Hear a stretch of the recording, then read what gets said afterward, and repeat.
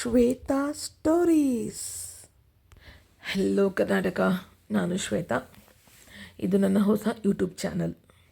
ನಾನು ಈ ಯೂಟ್ಯೂಬ್ ಚಾನಲಲ್ಲಿ ನನ್ನ ಪ್ರತಿಯೊಂದು ಹವ್ಯಾಸಗಳನ್ನ ಅಪ್ಲೋಡ್ ಮಾಡೋಣ ಅಂತ ಅಂದ್ಕೊಂಡಿದ್ದೀನಿ. ಅಂದರೆ ಅಡುಗೆ ಆಗ್ಬೋದು, ನನ್ನ ಟ್ರಾವೆಲಿಂಗ್ ಆಗ್ಬೋದು, ಅಥವಾ ನನ್ನ ಮೇಕಪ್ ರಿಲೇಟೆಡ್ ಆಗ್ಬೋದು, ಅಥವಾ ಯಾವುದೆಲ್ಲ ನನಗೆ ಇಂಟ್ರೆಸ್ಟ್ ಅಂತ ಅನ್ನಿಸ್ತಿದೆಯೋ ಅದನ್ನೆಲ್ಲನೂ ಇದೆಲ್ಲ ಅಪ್ಲೋಡ್ ಮಾಡೋಣ ಅಂತ ಅಂದ್ಕೊಂಡಿದ್ದೀನಿ.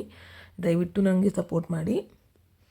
ನಾನು ಮೊದಲಿಗೆ ಓಟ್ಸ್ ಪೊಂಗಲ್ ಮಾಡೋಣ ಅಂತ ಅಂದ್ಕೊಂಡಿದ್ದೀನಿ. ಸೊ ಅದನ್ನು ನೀವೀಗ ಮಾಡಿ ನಿಮಗೆ ಇದೆಲ್ಲ ಅಪ್ಲೋಡ್ ಮಾಡ್ತಾಯಿದ್ದೀನಿ. ಏನಾದರೂ ತಪ್ಪಿದರೆ ಕ್ಷಮಿಸಿ. ಸೊ ಮೊದಲಿಗೆ ಇದನ್ನು ಮಾಡೋದಕ್ಕೆ 1 ಬಟ್ಲು ಓಟ್ಸ್ ಬೇಕು, ಅರ್ಧ ಬಟ್ಲು ಹೆಸರುಬೇಳೆ ಬೇಕು.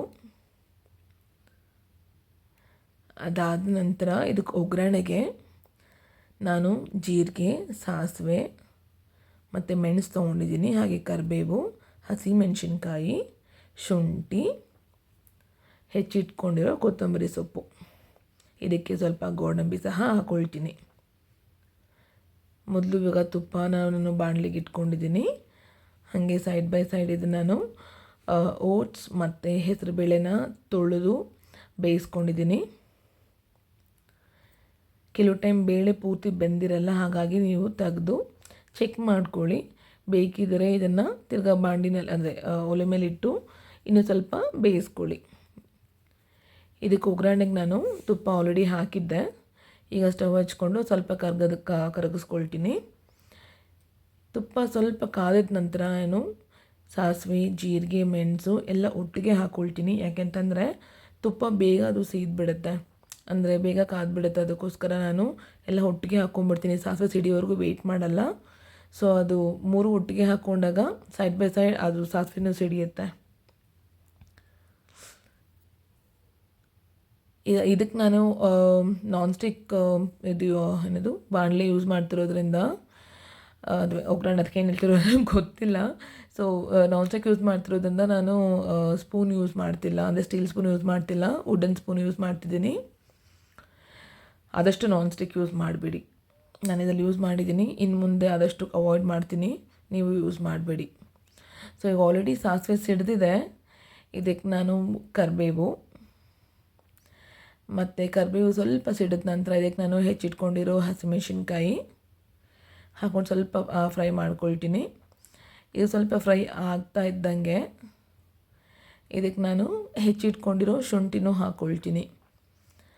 ಬೇಕಿದ್ದರೆ ಇದಕ್ಕೆ ನೀವು ಹಿಂಗು ಸಹ ಹಾಕ್ಕೋಬೋದು. ನಾನಿಲ್ಲಿ ಜೀರಿಗೆ ಹಾಕಿರೋದ್ರಿಂದ ಮತ್ತು ಶುಂಠಿ ಹಾಕಿರೋದ್ರಿಂದ ನಾನು ಹಿಂಗನ್ನ ಅವಾಯ್ಡ್ ಮಾಡಿದ್ದೀನಿ. ಶುಂಠಿ ಹಾಕಿದ ನಂತರ ಗೋಡಂಬಿ ಹಾಕ್ಕೊಳ್ತೀನಿ. ನಾನಂತೂ ಗೋಡಂಬಿ ಜಾಸ್ತಿನೇ ಹಾಕ್ಕೊಳ್ತೀನಿ, ಯಾಕಂದರೆ ಅದು ಚೆನ್ನಾಗಿ ಫ್ರೈ ಆದ ನಂತರ ಅದು ತುಂಬ ಕ್ರಿಸ್ಪಿ ಆಗಿ ಪೊಂಗಲ್ ತಿನ್ನಬೇಕಾದ್ರೆ ಅದು ಬಾಯಿಗೆ ಸಿಕ್ಕಿದಾಗ ತುಂಬ ನನಗೆ ಖುಷಿ ಅನಿಸುತ್ತೆ. ಸೊ ಈಗ ಆಲ್ಮೋಸ್ಟ್ ಅದು ಕೆಂಪಗಾಗಿದೆ. ಇದು ಕೆಂಪಗಾಗಿದ ನಂತರ ನಾನು ಈ ಫ್ರೈ ಮಾಡ್ಕೊಂಡಿರೋ ಮಿಕ್ಸರ್ನ ಆಲ್ರೆಡಿ ಈಗ ಬೇಯಿಸ್ಕೊಂಡಿರೋ ಅಂಥ ಓಟ್ಸ್ ಮತ್ತು ಹೆಸರು ಬೇಳೆಗೆ ನಾನು ಮಿಕ್ಸ್ ಮಾಡ್ಕೋಬೇಕು. ಅದಕ್ಕಿಂತ ಮುಂಚೆ ಇದಕ್ಕೆ ನಾನು ಉಪ್ಪು ಹಾಕಿರಲಿಲ್ಲ, ಯಾಕೆಂತಂದರೆ ಬೇಳೆ ಕೆಲವು ಟೈಮು ಉಪ್ಪು ಹಾಕಿದ್ರೆ ಬೇಯಲ್ಲ ಅಂತ ಹೇಳಿ ನಾನು ಹಾಕಿರಲಿಲ್ಲ.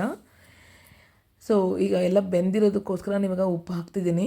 ನಾನು ಯೂಸ್ ಮಾಡಿರೋ ಉಪ್ಪು ಪಿಂಕ್ ಸಾಲ್ಟ್, ಸೇಂಧವ ಲವಣ ಅಂತಾರಲ್ಲ ಅದನ್ನೇ ಯೂಸ್ ಮಾಡಿರೋದು, ಯಾಕಂದರೆ ಅದು ಆರೋಗ್ಯಕ್ಕೆ ಒಳ್ಳೆಯದು ಅಂತ ಹೇಳಿ ಅದನ್ನೇ ಯೂಸ್ ಮಾಡ್ತಿದ್ದೀನಿ. ನಾನು ಆದಷ್ಟು ಅಲ್ಯೂಮಿನಿಯಂ ಐಟಮ್ ಮತ್ತು ನಾನ್ ಸ್ಟಿಕ್ ಐಟಮ್ನ ತುಂಬ ಅವಾಯ್ಡ್ ಮಾಡ್ತೀನಿ. ಬಟ್ ಕೆಲವು ಟೈಮು ಆಪ್ಷನ್ ಇರಲ್ಲ ಅಂತೇಳಿ ಯೂಸ್ ಮಾಡಬೇಕಾಗತ್ತೆ. ಬಟ್ ನೀವು ಆದಷ್ಟು ಅವಾಯ್ಡ್ ಮಾಡಿ. ಈಗ ಆಲ್ರೆಡಿ ಫ್ರೈ ಮಾಡಿರೋವಂಥ ಮಿಕ್ಸರನ್ನು ನಾನು ಓಟ್ಸ್ ಮತ್ತು ಹೆಸರುಬೇಳೆ ಬೆಂದಿರೋ ಮಿಶ್ರಣಕ್ಕೆ ಇದನ್ನು ಆ್ಯಡ್ ಮಾಡಿ ಮಿಕ್ಸ್ ಮಾಡ್ಕೊಳ್ತಾ ಇದ್ದೀನಿ.